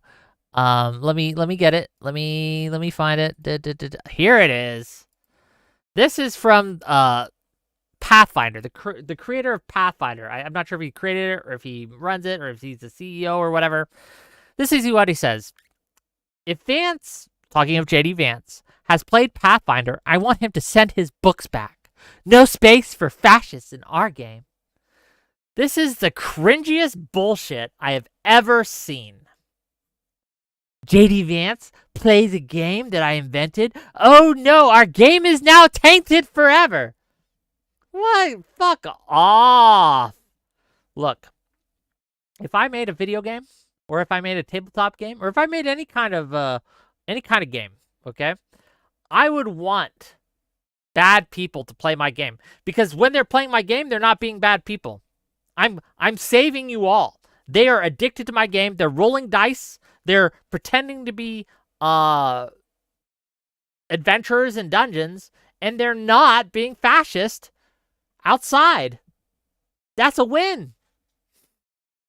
That's a win. This is the kind of thing that's happening more and more and more and more, and it's bullshit. And people see it's bullshit. And this is why people don't have the stomach for this anymore. They don't respect this kind of thing anymore because it's not respectable.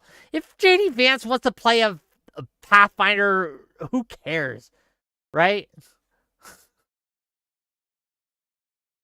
Who cares? It's like the artist, and you guys, I don't have a tweet on this, right? But you guys have seen this. Like a musician will say, if Republicans aren't allowed to listen to my music, I think, well, I look, I won't say a name because I'm not sure, but I've seen this sentiment expressed, right? This, if you're a Republican, you need to stop buying my CDs and products. It's this cringy virtue signal thing that nothing good happens because of it. It doesn't solve any problems. Right? No one is going to become less fascist because you yell at them for using your product. No one's going to become less Republican for this.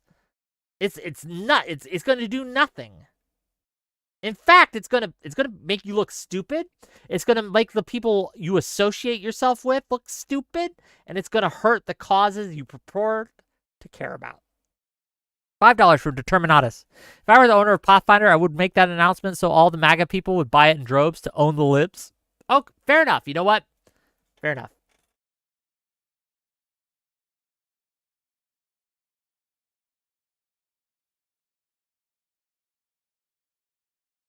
Wick is joining TYT, the Young Turks. No. Why would I be joining the Young Turks? What have I said at all in this rant that leads you to believe that I am becoming like Cenk Uygur? I'm really curious. Have I said we should start voting for Republicans, guys?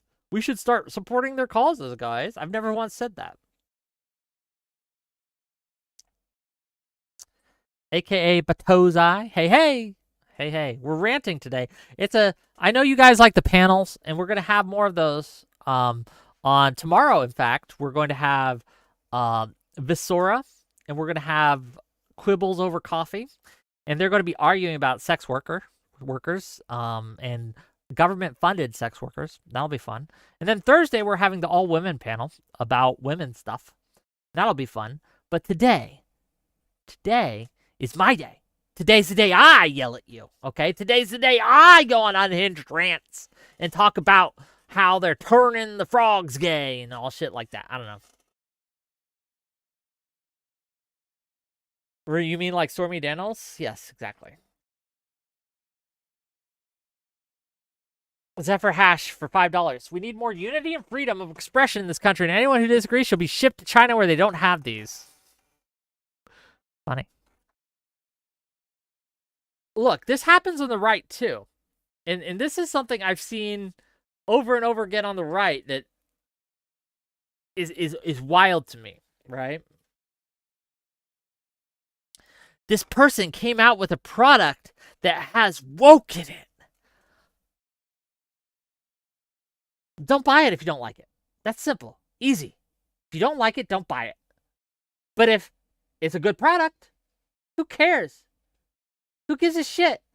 It doesn't hurt. Like, having wokeness in a game doesn't hurt it. The problem is when you make a game to be woke and you forget to make a game. That's the problem. But people are mistaking what the issue is here. The issue with certain woke games, quote unquote, like Veilguard, isn't the fact that it has woke in it. It's that it's preachy and bad. It's a bad game. It's not fun.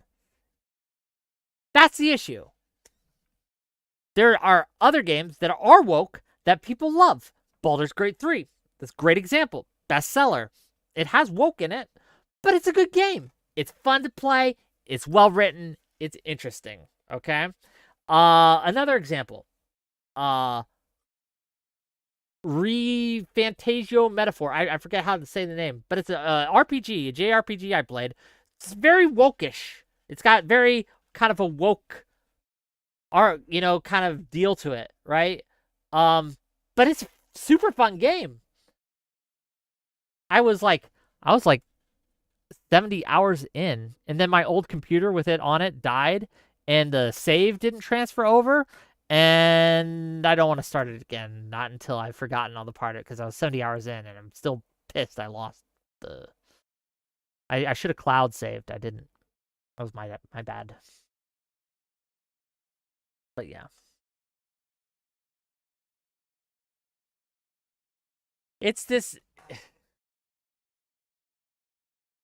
New account says, Eloic, remember this argument where Parallax was screaming at you about it? Yeah, I remember Parallax and how wrong he was. I haven't forgotten. I haven't forgotten the massive W I took. Don't worry, I remember. Okay. But it's this constant thing on both sides, right? That the right... There's a lot of people who are just culture warrior nonsense all day, every day. And they make up things to be mad at. And then they accuse other people of bringing politics into their gaming when they're the ones bringing politics into the gaming. And it's unnecessary. Again, if you don't like it, don't buy it. And that's fine. I don't know, man. But can we also, if you create a game or create a product or you create some music, it's cringe as hell to say only the good people can consume my product. It's cringe. Stop it. $2 from another new account. Example of games the right did this to? Curious? Well, I can't give you an example of games, but I can give you an example of specific like products. So for example, we had a debate last week, maybe the week before, on a splat book or an unofficial WotC product, an unofficial D&D product, where they talked about anti-colonialism. Do you guys watch that? I don't know if you did. Might have been a different audience because none of you watch my D&D content. But we had some good viewership that day So maybe you guys did. It was a portion of the book that talked about anti-colonialism in kind of a cringe way. But a lot of people on the other side of the argument would say things like, this can't succeed. We can't let this succeed. We have to boycott it. And we have to go to their tables and take away their fun. And I think that was an exact quote of someone who was talking about it, right? Like, man, just calm down. If you don't like that portion of the book, ignore it. It's not offensive. You are offended, and there is a difference. Because that's one of the arguments that was made. One of the arguments that was made was simply putting this in the book is offensive because it's a different way than what we played, and it's suggesting that the way we played was bad. And it really didn't. Not necessarily. You'd have to read that into it, right? So if you came into it and you read that into it, right, then yeah, you could take all sorts of offense, but that's not necessarily what it was saying. You had to take that step. You had to choose to interpret it that way.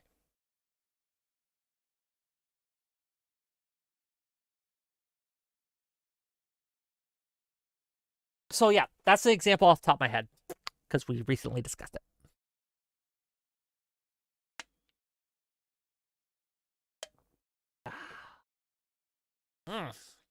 Goodness me. So yeah, it's this secondary sanction bullshit that I think we just need to stop. Even Asmongold's Gaza comments, they were unconscionable. They were not good. We covered that at the time. I condemned him for it, but he apologized for that. He apologized for his comments. What else do you want him to do? He made, I think, a very genuine video. Here's the thing. This is, again, goes back to the genuine question, right? Or the genuine topic that I kind of was throwing in there a little bit. I watched his video, and he could be like a super good actor. That's possible. But he didn't seem like he was acting. And he gave what I felt was a heartfelt reasons, what he was going through, why he made the comment he did, how he felt about it, how he knew he had fucked up, and how he was going to be better. He was going to clean his room, get his life on track. He recognized that he had a lot of problems and he needed to be better. And so he went and he was open and he was honest and he made this video, and I thought it was a good apology video. I can't be for... Hold on. Did you watch the apology? It was pretty honest.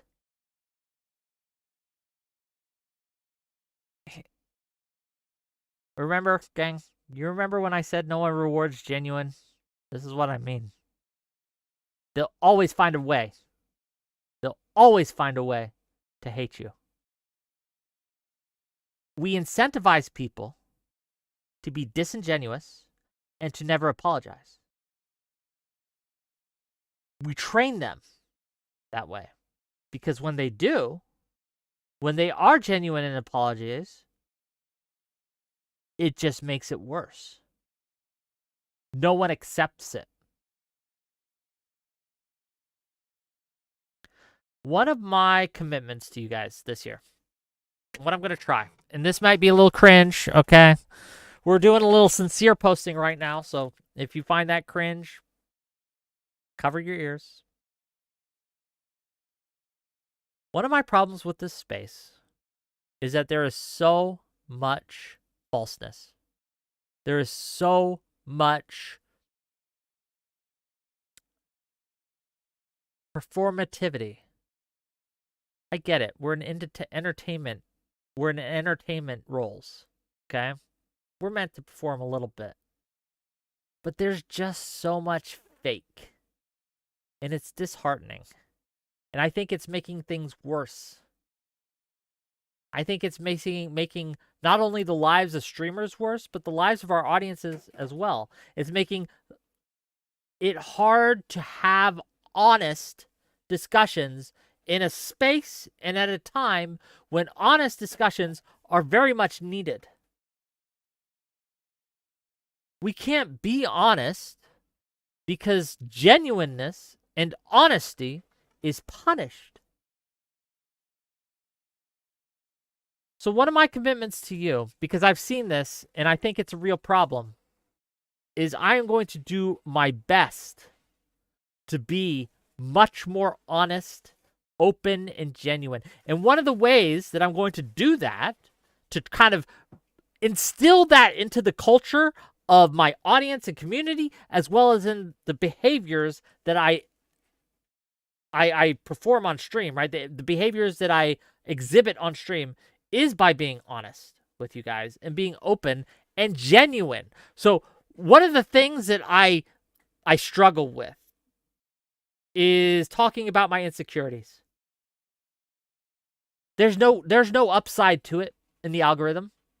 There's no upside to it in my audience. There's no upside to talking about how you're scared sometimes, or how you hurt sometimes, or how you fear certain things, because this is used as weapons and ammos against you, right? It's used as a weapon against you by your enemies, and you get enemies if you stream. You just do. People don't like you. People hate you. People disagree with your take, so they'll clip you out of context. They'll clip things you have to say and use it to mock and destroy you, or try to. And that's why people don't do it.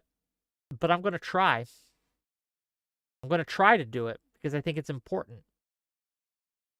And this is how we get honesty, is by being more genuine and being more open. So I'm going to talk to you about one of my insecurities today, okay? And this might be cringe. You might not like it, but I'm going to talk to you about it, and we're going to start, right? And I understand that this might get taken out of context, and I understand that this might get used against me. We're going to ignore that. We're going to go ahead anyway. We're going to be a little brave today, gang. Okay? One of the insecurities I have is when I deal with people, when I'm having a conversation, I often feel like I'm intruding.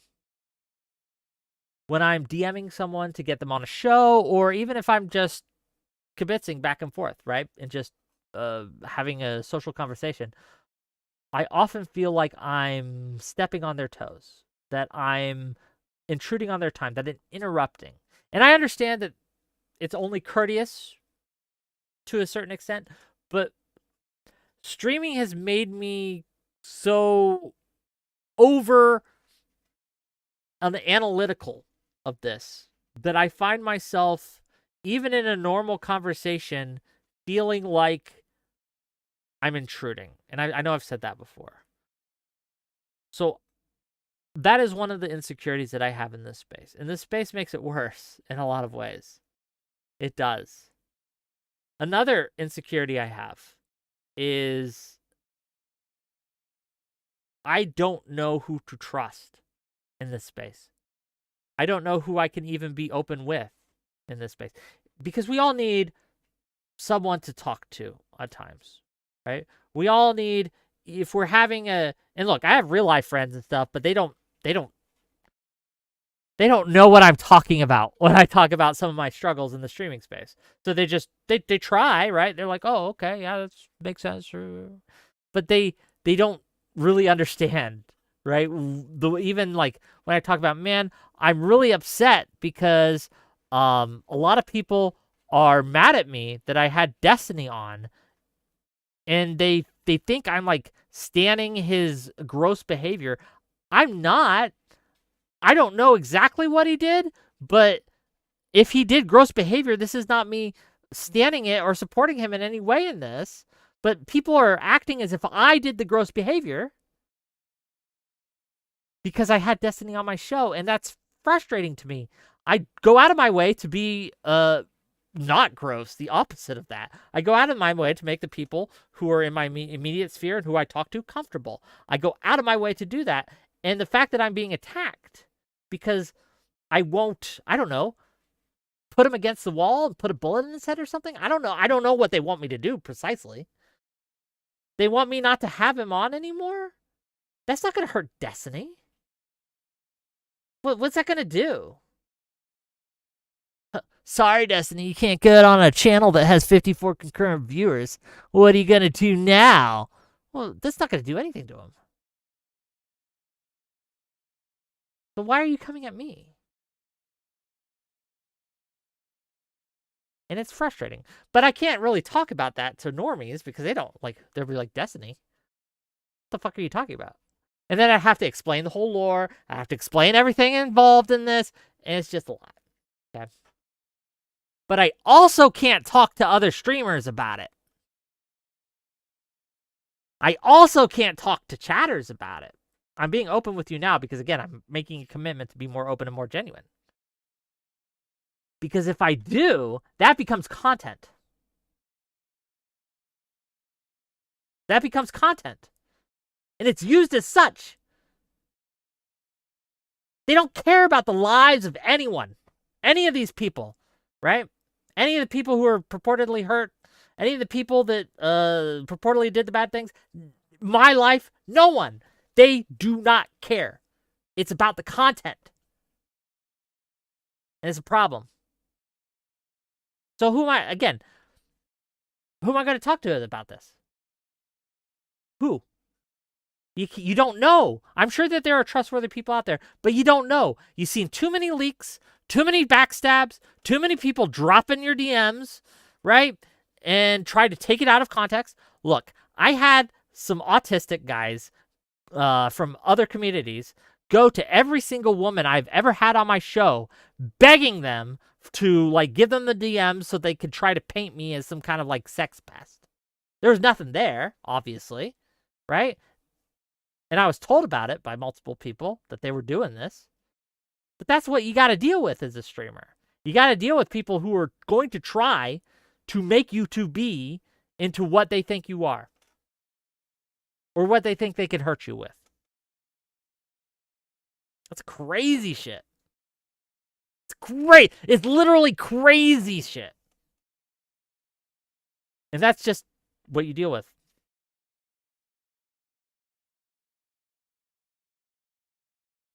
So, the first step to more honesty in this space is for me to be more honest with my thoughts, my feelings. And I'm going to do this on a semi-regular basis. Don't worry, every stream isn't going to be complaining, right? Every stream isn't going to be me venting, things like that. But I want to make a conscious effort to be more open with my insecurities, with my failings, with my failures, and with the things that I get wrong, and with the things that I do wrong, because I'm not a perfect man. And also with the things that I struggle with. So there you go. I don't know if this will do anything, but hope you guys like it. That's content. Shoeboot says, I will be more honest with you. I'm wearing jogging pants right now. Fair enough.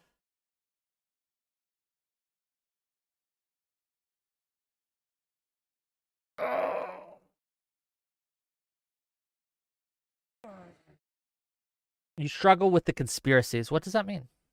Firechild says, we love and support you. Well, I appreciate that, but don't get me wrong. I'm not fishing here, right? I'm not fishing to be like, oh, I've said I'm almost and honest and struggling, and now you can give me compliments so I can feel better and feed my ego. That's not the purpose of this. I do appreciate it. Look, I like it, but that's not the purpose. That's not what I'm doing here, right? It's one of those things where I know that I am not doing as good as I can for you, right? I could do better.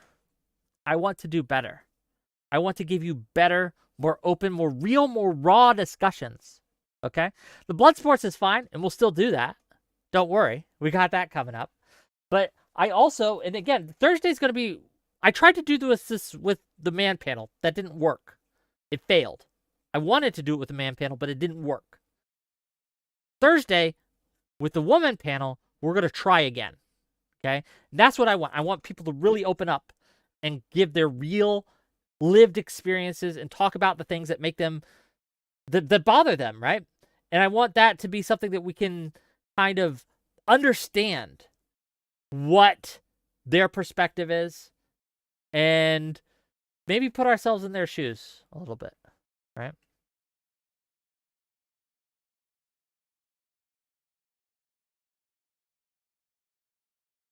Vitae Mika says the man panel did kind of misrepresent men, to be honest. It just didn't. It turned into women are good / bad, gender is good / bad debate, which is fine, but that's not what I wanted for the show. It's just not.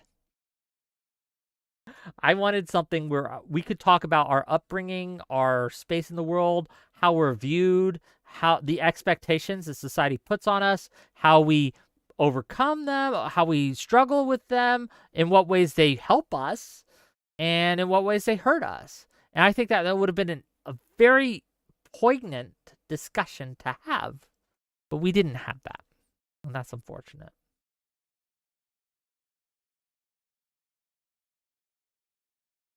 The Dark Master says, I try to be genuine, but another problem is that people assume you're fake anyway. Yes, they do. That is a problem, right? People will try to figure out a way to say that, oh, this is just a trick, or it's just an obfuscation, or it's just a way to avoid responsibility, or it's just a way to blah, blah, blah. Yes, they will do that. We have to ignore those people. Or just a grift, Brewcrow. Yeah, there's grifting is one of those things that people use, one of those terms people use constantly. And it's just not, I don't know, not what it is. Oh, man. We'll see. What we got coming up? Tomorrow, again, sex worker panel, or debate between Quibbles and Visora. Should be fun. It'll be 6 p.m. Eastern. Tune in. I'll be moderating and asking questions and seeing what this take is. It's a crazy take, I feel, but you know what? Maybe she can argue it well. She's arguing that any kind of Medicare, Medicaid, state-funded program for state-funded healthcare program should provide or should fund sex workers for people who need it. Pretty spicy take. The West has fallen. I don't know about that. Will tomorrow's panel have a happy ending? It will be state funded if it does. If she wins the debate. Quibbles thinks that's crazy too. So Quibbles will be arguing the opposite. But it should be an interesting discussion nonetheless. And I'm happy to host it. So we'll see how it goes. Then again, Thursday, we have the all-women panel. Okay, we have a finalized guest list for this. You guys want to hear the guest list? Let me get the guest list up for you guys.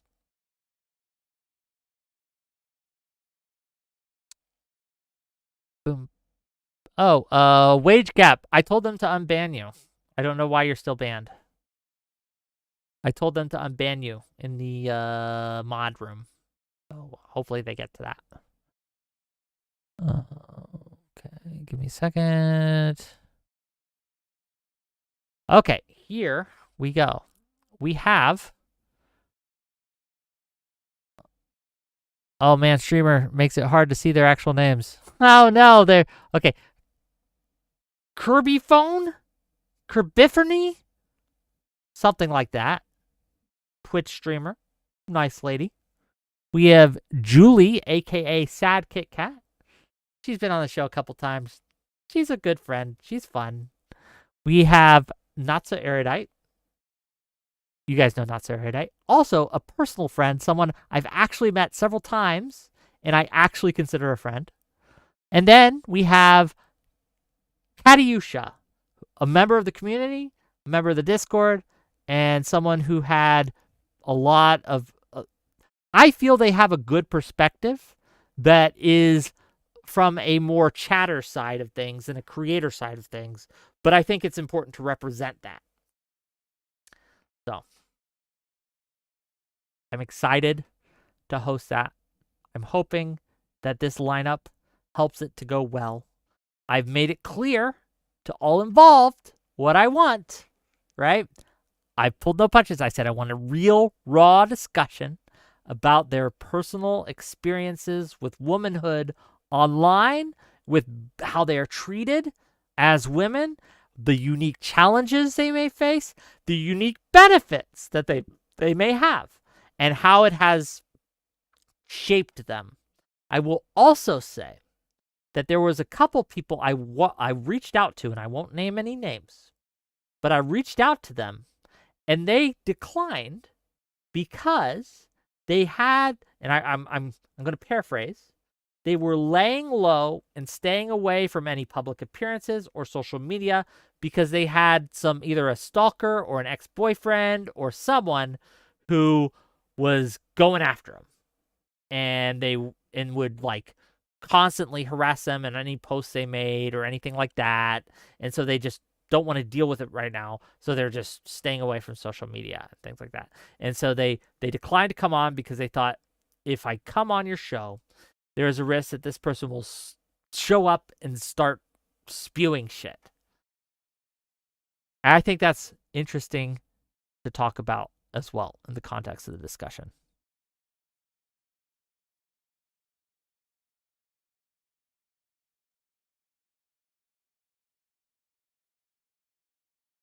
Okay, let's rate out. Who are we rating into, gang? Who's streaming? You guys want to rate into Visora Official? She's going to be doing the debate. You can say hi. You can say hi to her on Twitch, at least, where we're rating. Make sure that they know that this is a hate raid. And yeah, welcome their viewers and welcome their community. And they'll have they want to get into the debate space. And, well, show them a good time.